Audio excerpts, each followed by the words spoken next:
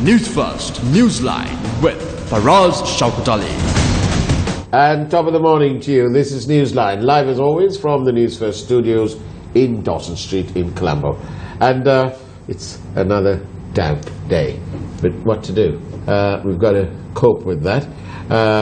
Meteorites and all sorts of jolly things are happening out there. But over here in our studios to discuss the need for another political force is that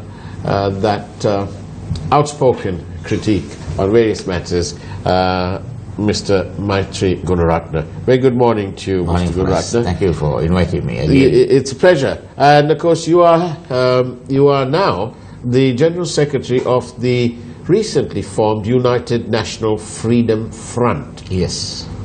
What has possessed you or driven you to register this new party? Why? Good question for us. Actually, we were sacked from the UNP for requesting for more democracy within the party. Right. And from that point onwards, we had many invitations to join various other parties which we refused. Right. And from the time we were sacked, we were working towards registering this new political party. Right. One reason was we were always expecting this new ward system to come into being. That is the first past the post system or the ward system. Now the next election in 2017 local government election is going to be held ward system. Which is there will be, we'll say, 2 to 3 Grama Sevaka divisions. Right. That is consisting of about 1,000 to 1,500 houses will be your ward. Okay. So, unlike the elections held before, now if you take the Colombo Municipal Council limits, Colombo 1 to Colombo 15 is your electorate, is your place where you have to go and get votes. Okay. Now that has completely been done away with, and you have been brought into a ward which are responsible for 1,000 to 1,500 houses. That's it. That's it. Right. That's it. Yeah. So this, I feel, is going to completely change the quality of candidate, the dimensions of politics in Sri Lanka. Right. And why this system was delayed so much is because the present members, whether it be the provincial council, the parliament, the local government, did not want a change, because with the change in the candidates are also going to take place to about 90%. That is to say, under the first past the post system, if they hold a parliamentary elections, I would say 80 to 90% of the faces will change and new faces will come in. Right. If the same thing happens at the provincial council level, 80 to 90% of the faces will change. And at local government level, the same thing is going to happen.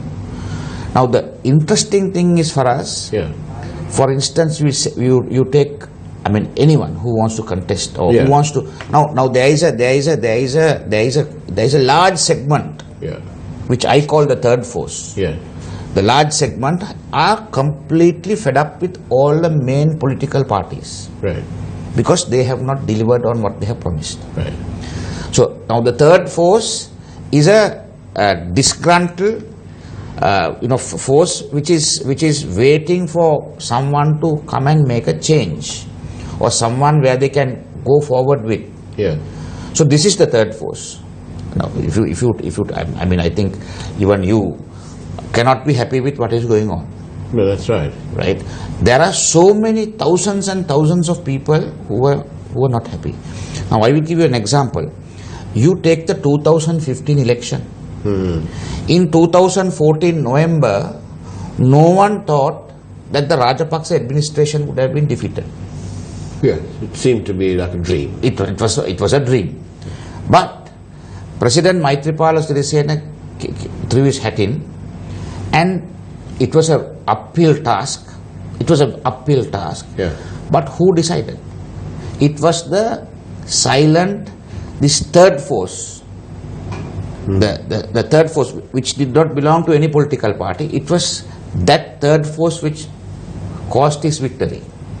So that third force is now again available because They're again sort of disturbed. they are disturbed and they are you can say they are floating Right. on its own. Right. Because they are disgruntled with what is happening today. Yeah. So that's why I say for us, local government election is the best place out. Right. Because once we get there, for instance, you decide, okay, I need to do something for my country, or my village, or my hometown, Yeah. or my town where I am staying. You can go and contest. And you're Farah Shaukat Ali, you are known. You have to walk to maybe 1,500 houses, it will do a lot of good to you. Yeah. And what will happen is, you go and introduce yourself and say, I'm contesting for the local government election. Yeah. Can I have your name, address, telephone number, blah, blah. That is your vote bank. Yeah. And you ask for their vote. You may have to call them once or twice or go and visit them again. I feel if you visit each voter at least thrice during that period of election, you are definitely going to be returned as a candidate. So for us now, we'll say someone in every ward Yeah. decides, okay, I want to contest. Ladies, now this time 30% of the candidates have to be ladies. Yeah. So female participation has been increased. Yeah. So anyone who wants to do this, So the nomination papers must have 30%. otherwise it's rejected. Right. If 30% of the female candidates are not adhered to, Yeah. the nomination paper is rejected. So what I'm trying to come back to is, for us, here is the time for right thinking people, for people who want to do something for their area. Yeah. They can come forward. They can come forward and make a change. And what I'm saying is, we are envisaging a situation where we'll say retired public servants, maybe doctors, maybe engineers, Yeah. maybe accountants, who have not necessarily retired, but who want to do something now to the township. Yeah. Now this is a golden opportunity, and I would say, when you go to a ward, when you go to your new ward where you have 1,500 houses, and if you are a qualified, if you are a professional type of person, the ability to get the vote and get them to vote is going to be much greater than what it was before. It sounds as though, it sounds wonderful, really, but it also sounds as though we're going to have a lot more people as representatives. Yes, that is correct for us. There is going to be a lot more people because there was a lot of objections to this system being introduced, as I told you before. Yeah. Because why people were objecting is because they knew that if the new system is placed, Yeah. and if they hold an election under the new system, Yeah. all the old faces are going to change. Right. So many people are going to lose their jobs. Right. Many people are going to lose their jobs. Yeah. So they were putting in various spokes into the wheel, right? Yeah. Trying to stall the process. Yeah. Even now for us, you can see Yeah. the elections are being delayed with every passing day. Something is being bought in and the election is being delayed. Indeed. Right? Indeed. Yeah. So as a result of that, the candidates changed. They said, no, we want more candidates for females. We Yes. want, like that, they changed. So I agree with you totally. There is an increase in number. But for us, if you take the expenses Yeah. of a candidate as opposed to the previous system, Yeah. the expense was colossal. Right. For someone to contest the Colombo Municipal Council and win, Yeah. sometimes the budget exceeded 10 million, 15 million rupees. Wow. Colombo Municipal Council. So that's a lot of. Money for a place in the municipal council. How does one get a return for that money? That's the $1 million question. That is where corruption has set in this country. Right. This system of election Yeah. has with it has come corruption. Right. Right. So if this previous system continues, corruption is going to be there, whether you like it or not. So now these people, all these councillors, Yes. increased number. They'll all be getting what benefits they get? Cars? No. They get a salary of about 10,000 rupees, allowance of about 10,000 rupees. Okay. And I am told that they get a permit for a motorcycle. Yeah. So that is the allowance they will get for for being a councillor. Yeah. So that's not all that bad. Yeah. Compared to the positive effects this is going to bring for us. This is a regular viewer of our program. It says, but one cannot contest oneself. You have to be an independent. How do you contest as an independent? You can contest as an independent. You have to fill the list for the whole municipal council or the whole local government body. Which is what? What does that mean? Say I want to be independent. Yeah. Then what? Yeah. Then what you have to do is you have to fill a list for the whole council. You can't, as an independent candidate, you can't only contest that ward. You will say your council has 15 wards. So I have to contest in all 15. Not you. You will have to have 15 people contesting in all 15 wards. If I don't have 14 other friends, then of course you will have to join me, my party, and I will have to accommodate. Are you going to be contesting Mount Lavinia? Well, the invitation is there for us. It's not a joke. I mean, we would like to have candidates like you. Well, we must do that. We have various questions. Do keep sending your questions. 0772 300 305. SMS only, please. Don't be calling me. Now that Maitri is with you, please ask him to take legal action against the Secretary of the Power in Magistrates Court or the District Court. Declaratory action, whatever that means. Yeah. Are you going to take action against Dr. Bhattacharya? That seems like a favorite subject. No, for us. I didn't really want to go down corruption today, but it's more interesting. No, I have lodged the complaint before the Bribery Commission, as I told this program before. Yes. And it is still under investigation, but I think it's very, very slow. Yeah.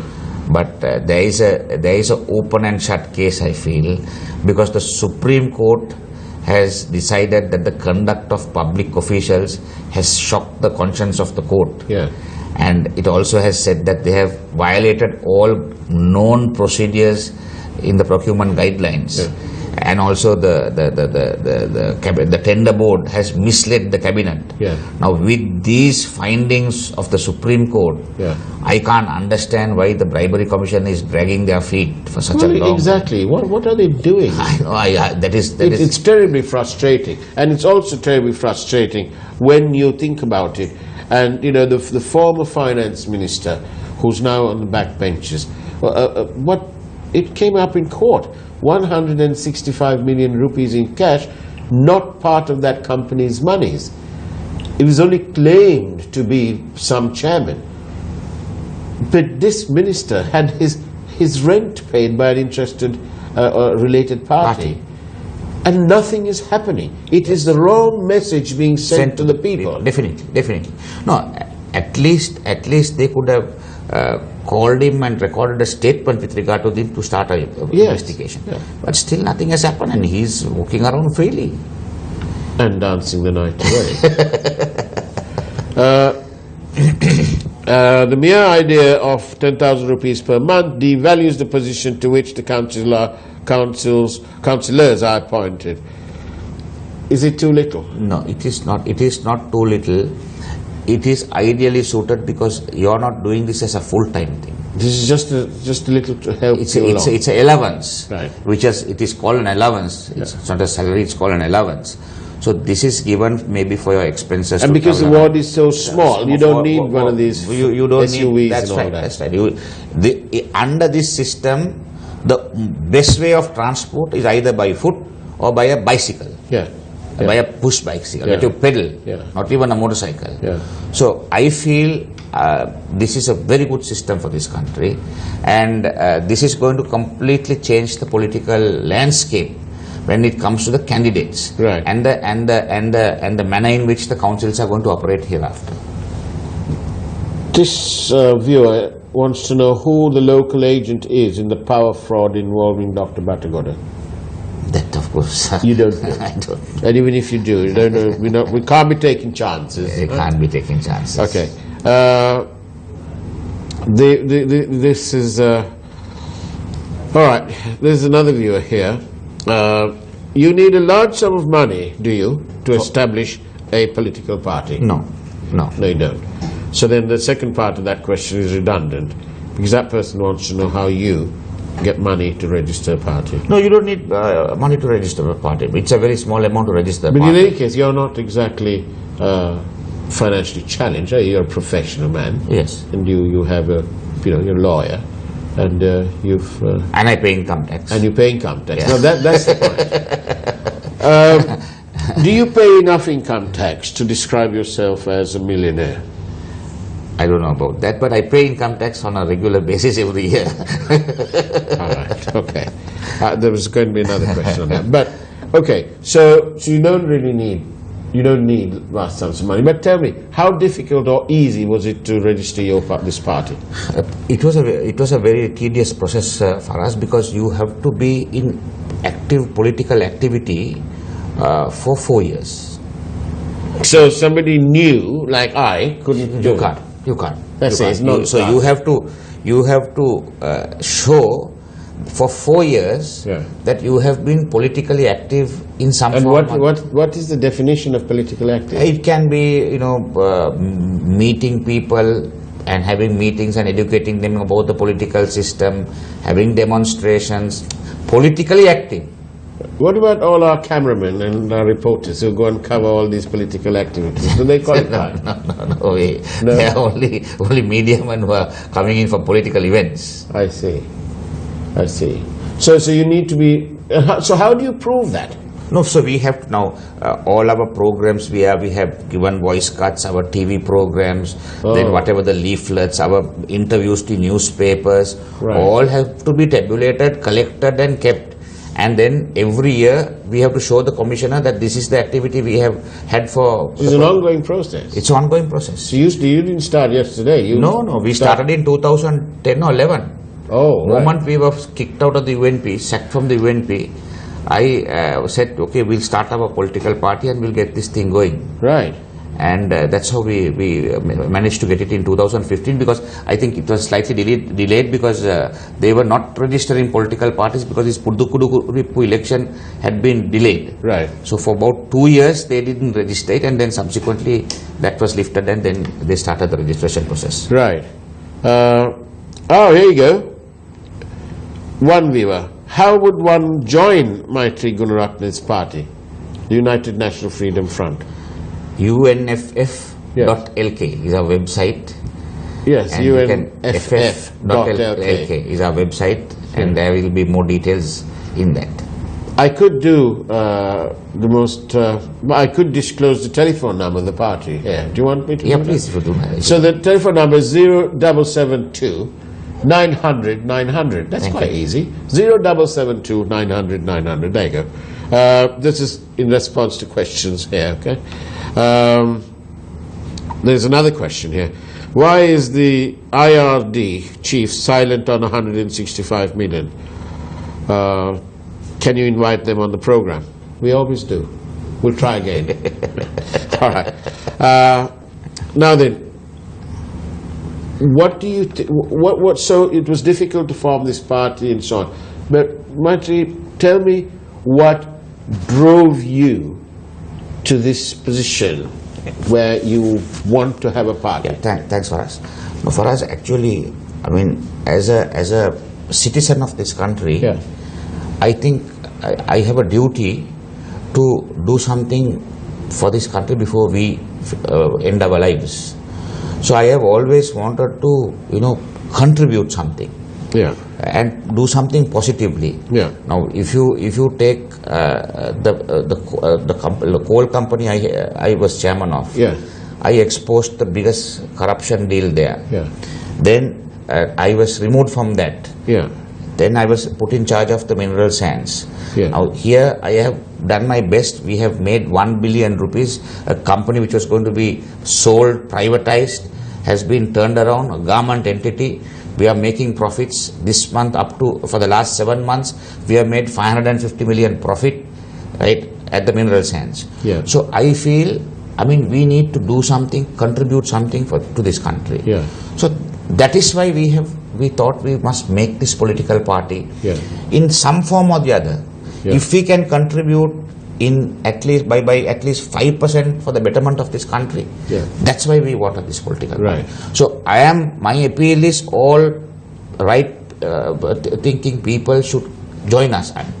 I'm not saying join us, they can join any political party. But if I may say so, you are a professional man. You have you're a lawyer. You can practice. You are from a family that's well-to-do and so on. You can quite easily. You can quite easily not do all this. I'm trying to find out what it is that urge. No. The urge is for us. We need to do something to change this, because I love this country. I don't even like to travel abroad. Right. So I want to make this a better place before we leave for the next generation. Right. It's simple as that. That our duty. When we were small, for us, this was a nice, beautiful country, very peaceful. It was a nice country. That was I was 66 when I was born. But maybe 70s, during the 70s into your childhood, it was a nice country. Right. So I feel that having traveled to various parts of the world, this is one of the most beautiful places to live in. So if we can contribute and change this for the betterment, right? I think that is my main intention, and what I'm saying is I'm inviting all right-minded, like-minded people. Let us join and change this. Right. It is our chance. This is our country. It is our township which we can change at the next election. So why not get together and do something? Because there is no point cursing the darkness. There is no point cursing the darkness. Let us all get together and light a candle. You may not contest, you may not want to come and contest, but you may be able to push someone for that ward to contest, and you can support that person. So this is the way they can contribute. So what I'm saying is, please, this is the last chance we have got to change the fabric of the political culture in this country. So this opportunity, especially in the local government, because moment we get the local government, the quality of the candidate changed in the local government, that is going to affect the provincial council. Then a better candidate is going to come in there. Then thereafter the parliamentary elections are going to come in 2020. Then the whole political culture will change. Now, for us, in the good old days, there were members who used to come by train. Right? They didn't need to have a car. That's right. Because they had a small constituency. They had the electorate. They didn't need to spend money to get elected to that constituency. They came by bus, they came by train, and they spoke with the people. They knew what the tempo of the people were. So this is the culture we want to bring back to this country. But do you think that after this war and the security situation that we've gone through and so on, do you think we will ever return to the days when Daddy Senanayake would drive his own car? Oh, definitely. Definitely. And go... Definitely. Definitely. That will happen. That is already there are people driving around. That's not a problem.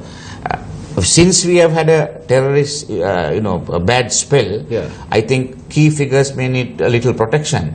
But a normal, ordinary MP can walk around for us. There is absolutely no problem. They don't need all these. I don't think they need. No one is going to waste a bullet on most of them. Right. but a taxi driver... Because for us, if anyone wants to destroy the country, they don't need, bullets will do more damage because there is a possibility of a better person coming. But by destroying these fellows who are there, that is a bigger thing. If you leave them alone, they will destroy the country themselves. You don't need anyone, external force. Well, okay, there's so many messages today.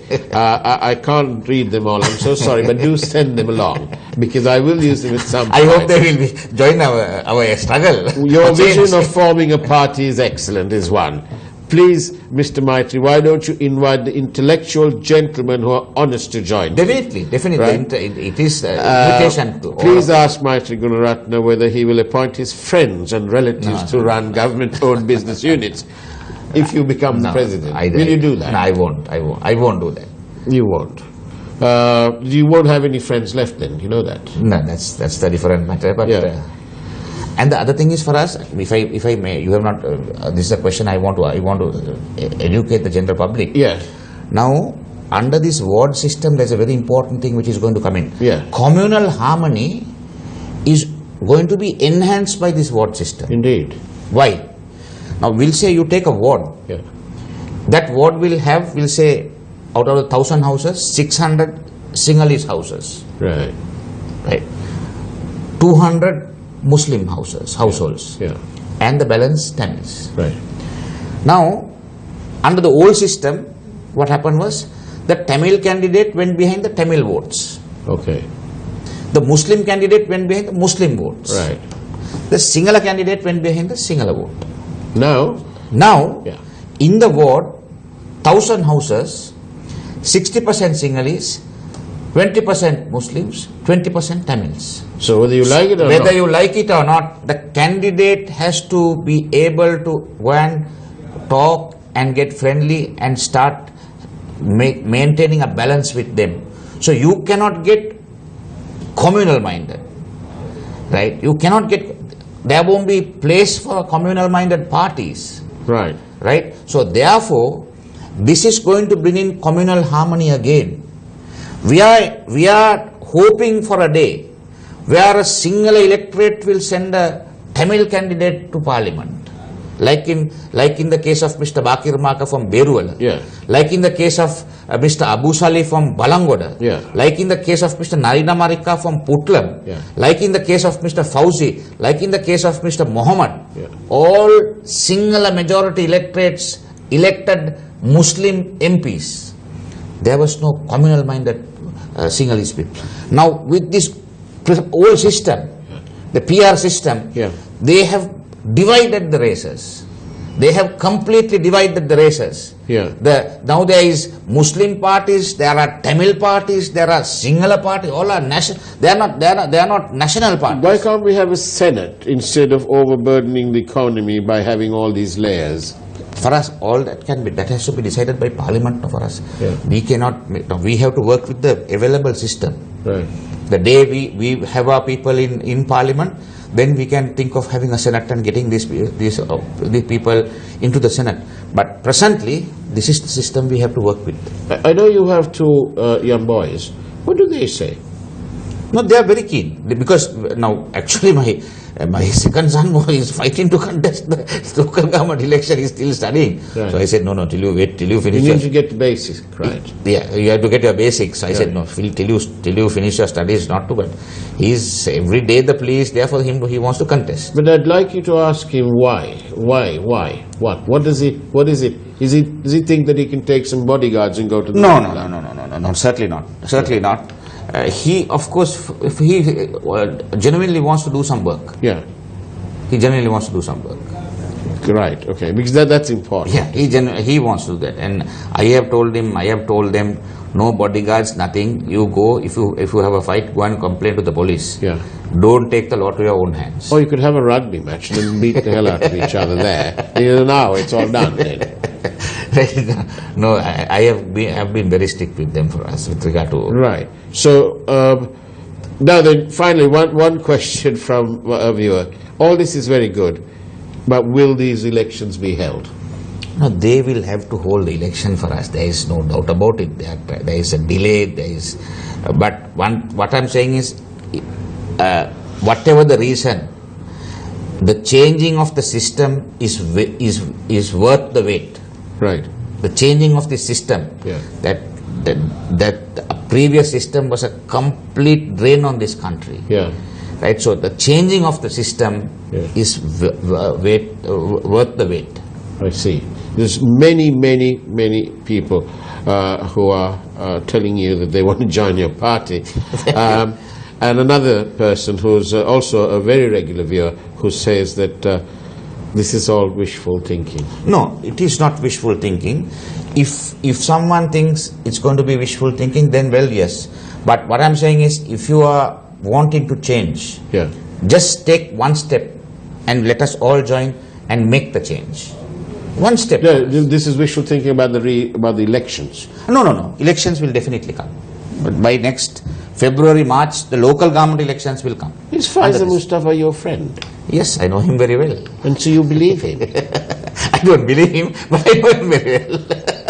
I asked him if he would resign if there were no elections. He wouldn't. He said, no, why should I? That's right. And he said he'll only resign when the president says it. But he says, look, we will have elections.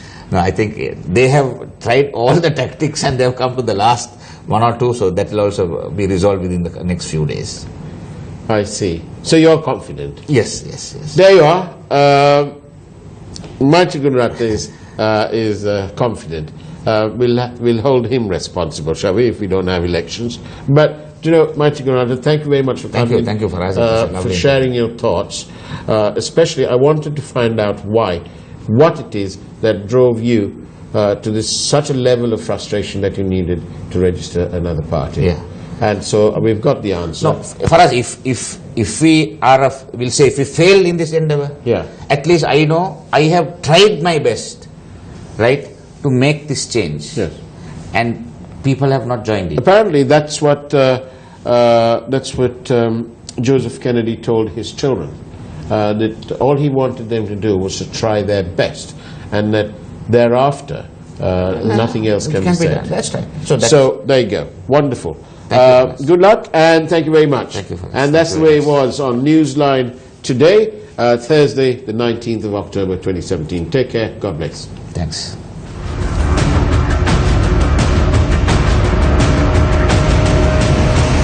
Newsfirst Newsline with Faraz Shaukut Ali.